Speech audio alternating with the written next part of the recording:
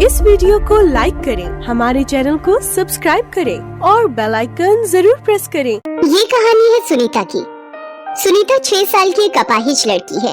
उसकी माँ कमला दूसरों के घरों में झाड़ू पोछे का काम किया करती थी।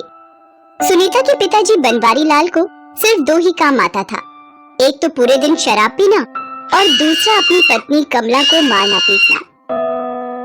शाम का समय है। बनवारी लाल अपने घर की चौखट पर बैठकर शराब पी रहा है। सुनीता सब्जी काट रही है, तभी उसकी माँ कमला बाहर से आती है। आ गई तू? आज बहुत देर कर दी आने में। देर कहाँ हुई है, हर दिन इसी समय पर तो आती हूँ। सुनीता की बात सुनकर बनवारी लाल गुस्से में उसे एक थप्पड़ खींचकर मारता है। तू ज्यादा जवान में लड़ा मुझसे, नहीं तो 1 मिनट में तेरी सारी एक्ट्री मिट्टी में मिला दूंगा। और क्या आता है तुम्हें? तो फिर बोल रही है, आज तो तेरे पगार का दिन था, चल सारे पैसे निकाल। सारे पैसे दे दूंगी तो आप सारे पैसे शराब में उड़ा देंगे, फिर घर का राशन पानी कैसे आएगा? लोग सही कहते हैं, लातों के भूत बातों से नहीं मानते। ये कहकर बनवारी लाल फिर से कमला की पिटाई करने लगता है। सुनीता अपनी माँ को बचाने के लिए आती है, लेकिन बनवारी लाल उस बेचारी पर भी दया नहीं करता और उसे जोर से धक्का मार देता है। उसके सिर से खून बहने लगता है, वो बेहोश हो जाती है। फिर वो कमला के सारे पैसे छीनकर बाहर निकल जाता है। कमला तुरंत जाकर 1 गिलास पानी लाती है और सुनीता के ऊपर छींटे मारती है। सुनीता, ए बेटी सुनीता, क्या हुआ बेटा? आंखें खोलो ना बेटा, बेटा आंखें खोलो ना। थोड़ी देर में सुनीता अपनी आंखें खोलती है। उसकी माँ उसे गले से लगा लेती है। तुझे क्या जरूरत थी बेटी बीच में आने की? तुझे पता है ना तेरे पिताजी को नशे में कुछ पता नहीं चलता। माँ, पिताजी शराब पीना क्यों नहीं छोड़ देते? मैं तो थक गई बेटी उन्हें कहते कहते, लेकिन दिक्कत ये है कि अब वो शराब को नहीं पी रहे हैं, शराब उन्हें पीने लगी है। वो शायद अब इसे कभी नहीं छोड़ पाएंगे। उन्हें इसकी जरूरत हमसे ज्यादा है बेटी। एक दिन की बात है, सर्दियों का समय था। कमला जब शाम को घर लौट कर आई तो बहुत थकी थकी लग रही थी। उस दिन वो आते ही बिस्तर पर लेट गई और जोर जोर से कांपने लगी। क्या हुआ माँ? माँ, तुम कांप क्यों रही हो? कमला ने सुनीता की बात का कोई जवाब नहीं दिया। माँ, तुम कुछ बोलती क्यों नहीं? बोलो ना माँ। बाबा, बाबा, देखिए ना, माँ कुछ नहीं बोलती है अब। माँ, क्या हुआ है तुमको? माँ। सुनीता की बात को अनसुनी कर कमला चुपचाप आंखें मूंदे दूसरी दुनिया के सफर पर निकल गई थी। कभी खाली पेट तो कभी भूखे पेट, गर्मी सर्दी या बरसात, बिना थके बिना रुके काम करने और ऊपर से पति की पिटाई ने कमला को भीतर से कमजोर कर दिया था।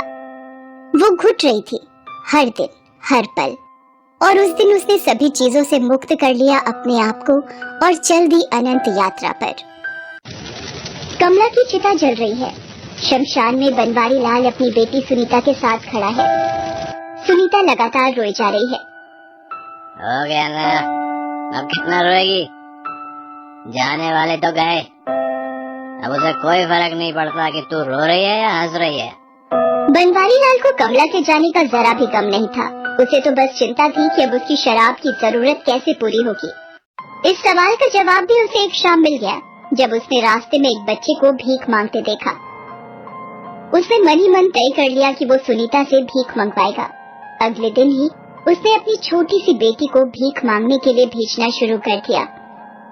भगवान के नाम पर कुछ दे दो ना भैया, 1 रुपया 2 रुपया कुछ भी दे दो ना भैया, कल से कुछ नहीं खाया है। सुनीता पूरा दिन भीख मांगती। उसमें से अधिकतर पैसे बनवारी लाल की शराब की भेंट चढ़ जाते। जिस दिन शराब खरीदने लायक पैसे सुनीता लेकर नहीं आती, वो बेचारी अपनी माँ की तरह ही पिटाई खाती। इस बीच समय पंख लगाकर उड़ता रहा। सुनीता 18 साल की हो गई। अब वो एक होटल में बर्तन मांजने का काम करती थी। एक रात जब वो अपने घर पहुंची तो उसने देखा कि उसके बाबा घर से कुछ दूरी पर गिरे पड़े थे। बनवारी लाल नशे में अक्सर कहीं भी सो जाया करता था। कई बार तो सुनीता उन्हें बाहर से बहुत मुश्किल से टांग कर लाया करती थी, लेकिन उस दिन जब उसने उन्हें उठाया तो वो पूरी तरह से बेहोश थे और उनके मुंह से खून निकल रहा था। बाबा के मुंह से खून कैसे निकल रहा है? बाबा, बाबा उठो ना बाबा, क्या हुआ है बाबा? बनवारी लाल ने कोई जवाब नहीं दिया। तभी मोहल्ले के रहीम चाचा ने सुनीता को देखा। उन्होंने तुरंत अपने हाथ रिक्शे में उन्हें डाला और पास के सरकारी अस्पताल में ले गए।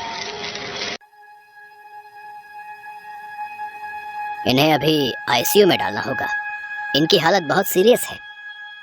आईसीयू में? शराब पी पीकर इन्होंने अपना लिवर पूरी तरह खत्म कर लिया है। हमें इनका ऑपरेशन करना होगा, वो भी 48 घंटे के अंदर, नहीं तो कुछ भी हो सकता है। पैसे कितने खर्च करने होंगे डॉक्टर साहब? 5 लाख। सुनीता ने जब इलाज का खर्चा 5 लाख सुना तो उसके पैरों तले की जमीन खिसक गई। उसे समझ नहीं आ रहा था कि इतनी बड़ी रकम वो कहां से लाएगी। वो अपने सेठ के पास उसी समय गई जिनके होटल में वो काम करती थी। उसने सारी बात उसे बताई और उससे पैसे मांगे। 5 लाख? इतने पैसे कौन देगा तुम्हें? सेठ, मैं एक एक पाई चुका दूंगी। तू खुद को गिरवी भी रख देगी तो भी इतने पैसे तुझे कोई नहीं देगा। सुनीता निराश होकर वहां से अपने घर वापस लौट रही थी। तभी एक रेड लाइट के पास वो खड़ी होकर फूट फूट कर रोने लगी। उसके आगे अपने बाबा का चेहरा घूम रहा था। माँ के जाने के बाद पूरी दुनिया में एक वो ही उसके अपने थे, चाहे जैसे भी थे। वो उन्हें किसी भी कीमत पर खोना नहीं चाहती थी, लेकिन उनकी जान कैसे बचेगी? इतने सारे पैसे कहाँ से आएंगे? ये सवाल बार बार उसे किसी सुई की तरह चुभ रहा था। माँ सही कहती थी, बाबा अब शराब को नहीं पी रहे, बल्कि शराब उन्हें पी रही है। वो ये सोच ही रही थी कि तभी एक बड़ी सी कार उसके आगे आकर रुकी। उसमें बैठे आदमी दिवाकर ने उसे इशारे से अपने पास बुलाया। चलने का है क्या? कहाँ चलना है साहब? तुझे नहीं पता कहाँ चलना है? सुनीता बहुत भोली थी। उसे समझ में नहीं आ रहा था कि लंबी सी कार में बैठा वो आदमी उसे कहाँ चलने के लिए कह रहा है। दिवाकर भी उसे कुछ और ही समझ रहा था। अरे पैसे बता, नाटक मत कर। कितने पैसे चाहिए? 5 लाख चाहिए बाबूजी। 5 लाख? अरे पागल तो नहीं हो गई तू? बाबूजी 5 लाख दिला दो, जो बोलोगे वो मैं करूंगी। मेरे बाबा बहुत बीमार हैं, उनकी जान बचा लीजिए, उनकी जान बचा लीजिए। ठीक है, मैं दिलवा दूंगा पैसे तुझे। बस तुझे मुझे और मेरे जानने वाले लोगों को जब चाहूंगा खुश करना होगा, कभी भी किसी भी वक्त। सुनीता बिक गई। अपने बीमार पिता की खातिर उसने सबसे बड़ा सौदा कर लिया, अपनी आत्मा का सौदा। बनवारी लाल का इलाज हो गया। 1 महीने बाद वो अस्पताल से वापस लौट आया। उसे पता नहीं था कि उसकी बेटी ने उसके लिए कितना बड़ा बलिदान किया था। लेकिन अस्पताल से वापस लौटने के बाद भी उसके ढंग नहीं बदले। 1 सप्ताह बाद ही वो शराब की एक बोतल ले आया।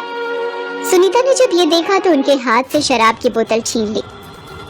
नहीं बाबा नहीं, मैं इस जहर को अब आपको हाथ नहीं लगाने दूंगी। तू क्या सोचती है, मैं बीमार हो गया तो कमजोर हो गया? दूर हट, नहीं तो इतना मारूंगा कि खून के आंसू रोएगी। आप जान से भी मार दो बाबा, लेकिन मैं आपको ये बोतल नहीं दूंगी। ये सुनकर बनवारी लाल को बहुत गुस्सा आया। उसने सुनीता को जोर का धक्का मारा, वो नीचे गिर गई। उसके बाद उसने अपनी बेल्ट निकाली और उसे जैसे ही मारना चाहा, वहाँ दिवाकर आ गया और उसकी बेल्ट पकड़ ली। कौन हो तुम? तुम्हारी हिम्मत कैसे हुई मेरे घर में घुसने की? भागो यहाँ से। एक थप्पड़ मारूंगा ना बेवड़े तो जमीन चाटने लगेगा। मुझसे पूछता मैं कौन हूँ? पूरे 5 लाख में तेरी बेटी को खरीदा मैंने।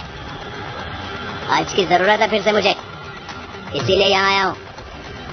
दिवाकर जी, अभी आप यहाँ से जाइए। अरे यहाँ से ऐसे कैसे चला जाऊँ? यही डील हुई थी ना तेरी और मेरी उस दिन, जब तेरा ये बेवड़ा बाप अस्पताल में जिंदगी और मौत से जूझ रहा था और तुझे 5 लाख रुपए की जरूरत थी। अब तू मेरी है, मेरी, समझी क्या?